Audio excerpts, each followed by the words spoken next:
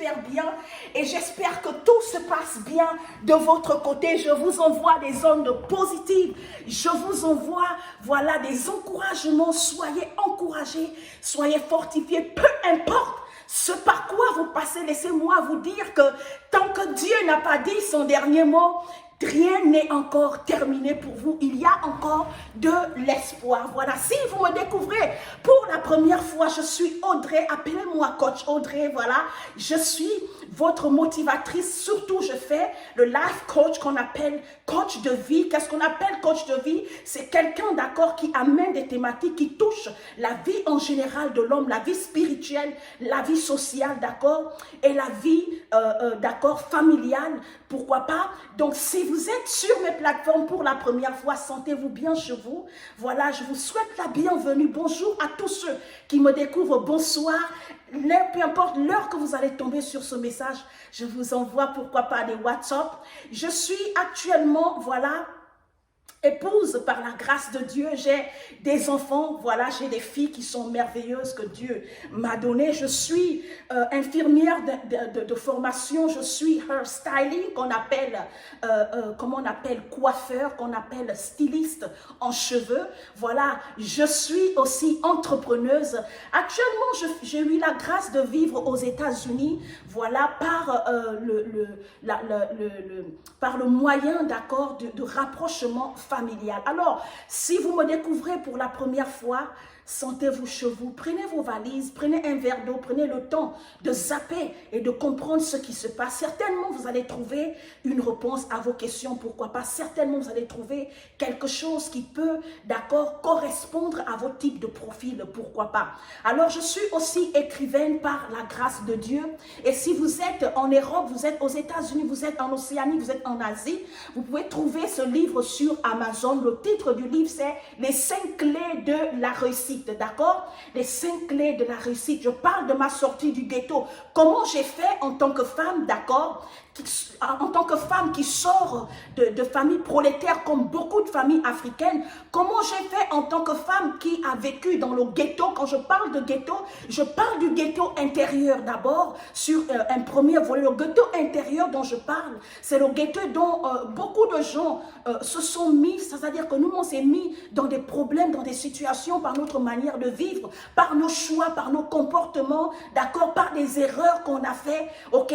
Ça, c'est le premier ghetto. C'est-à-dire que à l'intérieur de toi, tu te sens déçu de toi. À l'intérieur de toi, tu te sens incomprise. Tu ne sais pas où tu en es avec ta vie. Tu es stagné, tu n'avances pas, tu ne regresses pas. Ta vie n'a pas de sens comme beaucoup de femmes, comme beaucoup de gens le vivent aujourd'hui, d'accord? Ou bien ta vie n'est pas productive. Peu importe les efforts que tu émets, tu sens que ça ne produit rien. Tu as comme l'impression que tu es inutile sur la terre. Alors ça te fait sombrer dans un désespoir qui n'a pas de mots. Alors, comment, en tant que jeune femme, comment j'ai fait pour sortir d'une vie, voilà, de désordre, d'une vie de désespoir, une vie d'échec, une vie qui n'avait plus d'espoir, qui n'avait plus d'issue. Donc, beaucoup de gens disaient, c'est terminé pour elle, elle a mangé sa vie, comme beaucoup de gens disent dans nos familles parfois. Alors, comment j'ai fait pour sortir de là? Là, je parle, voilà, de ma sortie du ghetto, donc le ghetto intérieur. Et ensuite, je parle de la sortie du ghetto. Quand on parle du ghetto,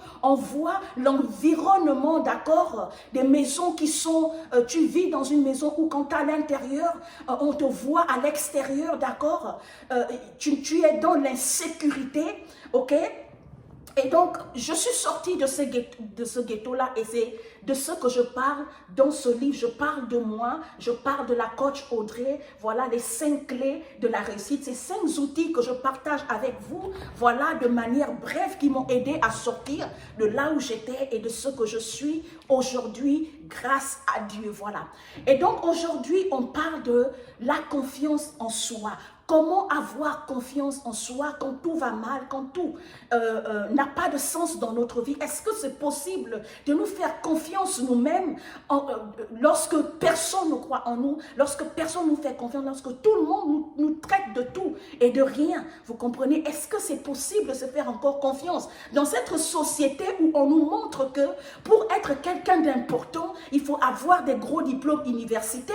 Pour être quelqu'un d'important, il faut vivre forcément aux États-Unis. États-Unis, pour être quelqu'un d'important, il faut forcément être une femme mariée, un homme marié. Pour être quelqu'un d'important, il faut forcément avoir une bonne position sociale, un bon emploi. Il faut être un grand entrepreneur, une grande entrepreneuse, une influenceuse, un influenceur. Il faut avoir beaucoup d'argent dans son compte bancaire, pour être quelqu'un d'important et de considérer dans notre famille, parfois dans notre foyer. Parfois les hommes aujourd'hui de plus en plus, ils recherchent des femmes autonomes, des femmes, comme on appelle matures selon ce qu'ils disent. Des hommes aujourd'hui parfois ils recherchent des femmes accomplies, des femmes voilà, qui peuvent aussi apporter quelque chose sur la table.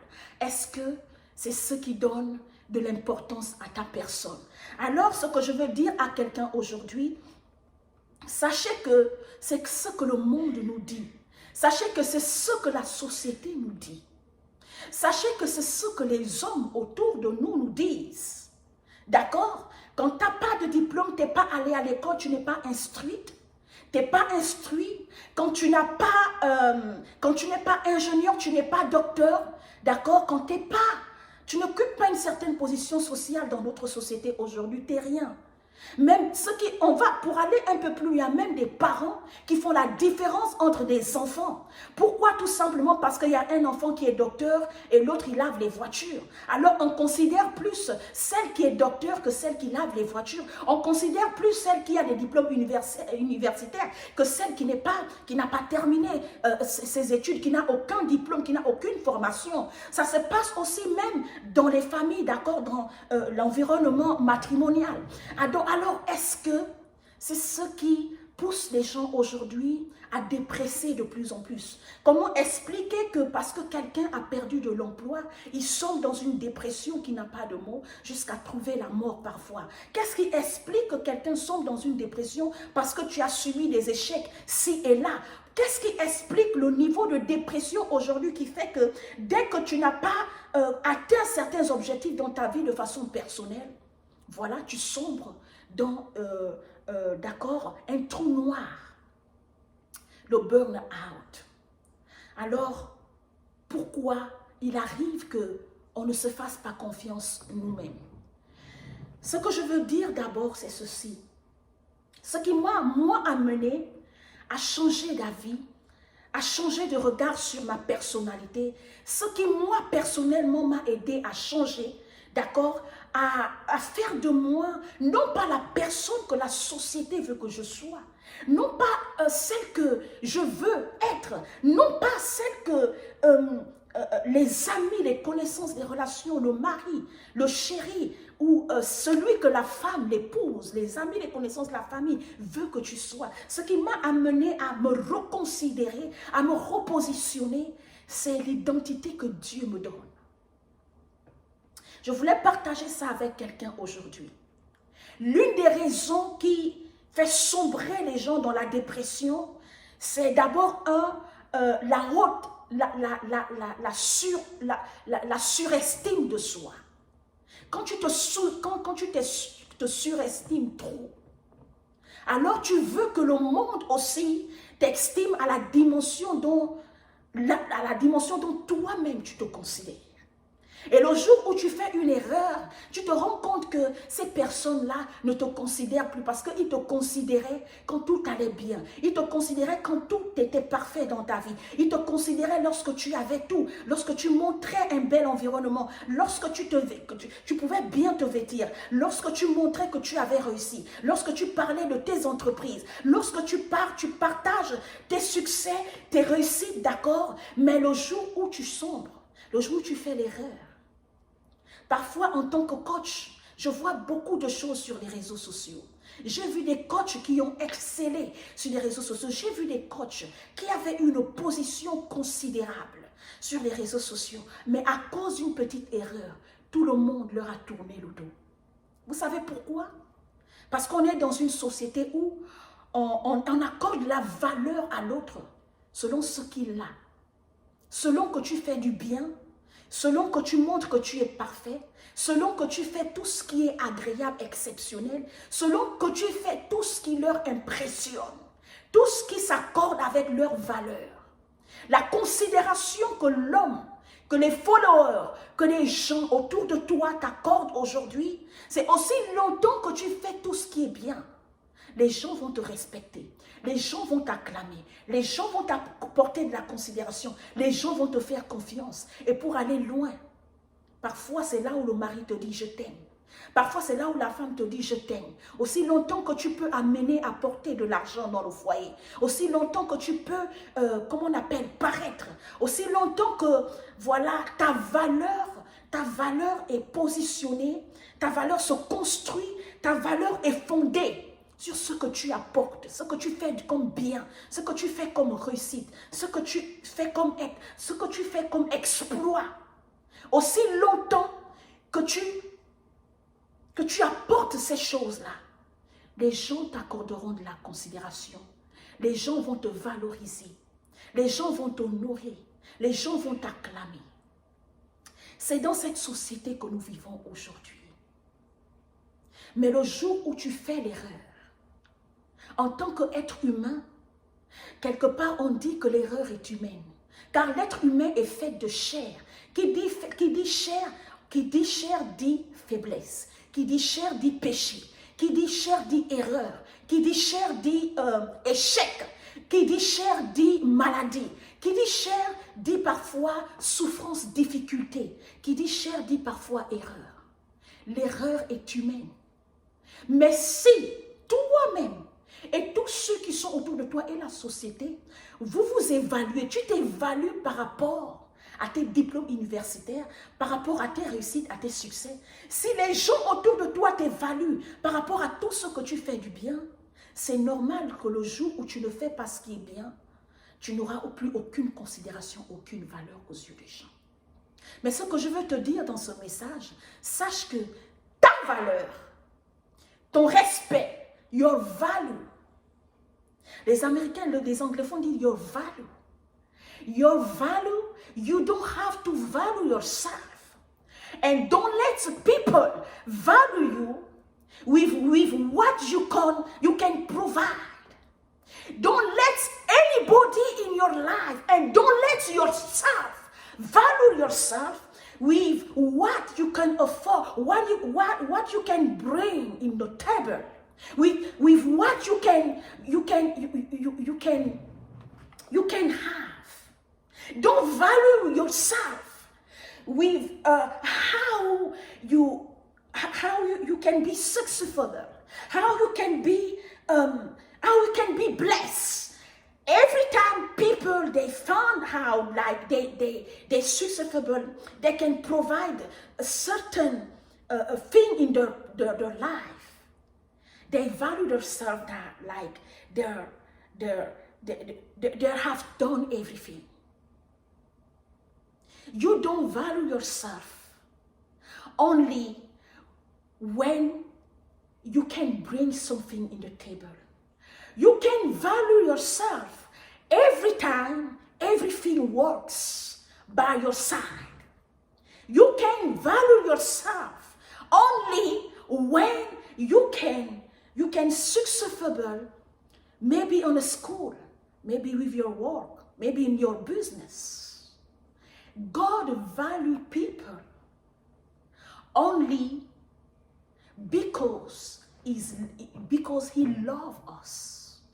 God values people because he trusts you, not because what you can afford yourself, not because what you can bring on the table, not because what you already done in your life. God values you because he loves you.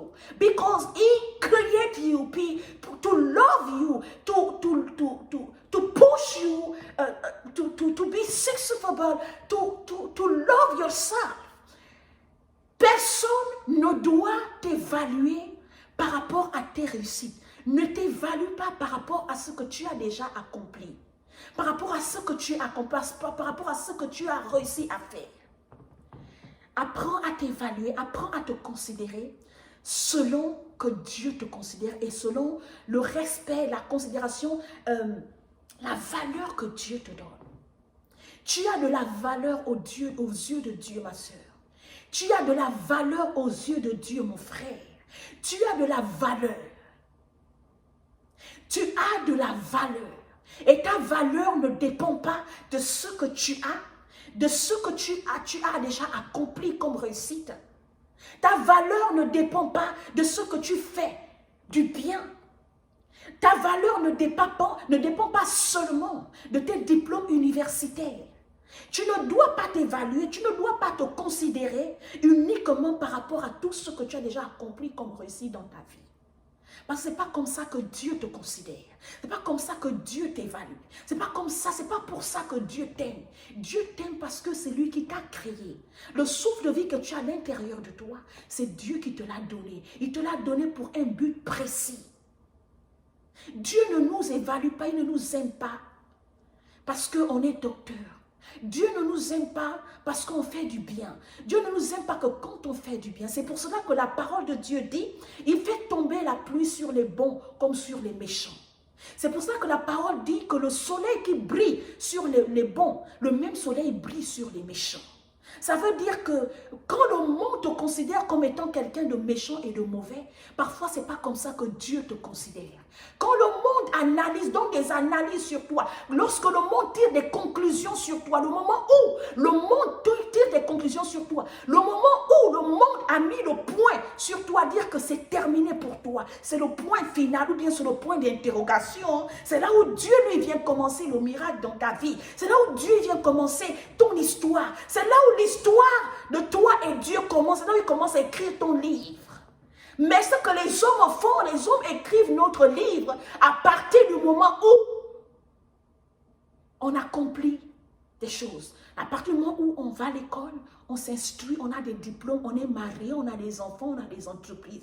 Tant que tout ça est bien dans ta vie, là le monde écrit une belle histoire sur toi.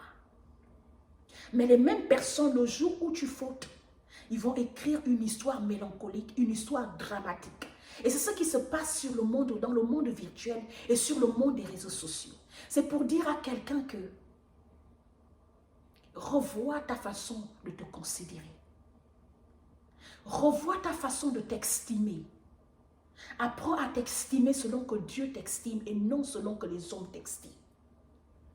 Apprends à te considérer, à te faire confiance, à t'aimer, à t'évaluer, non selon la société, ni le monde, ni l'homme.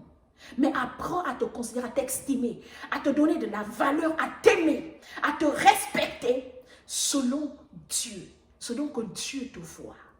Aujourd'hui, on t'appelle prostituée, on t'appelle voleur, on t'appelle menteur, on t'appelle chômeur, on t'appelle sidérien.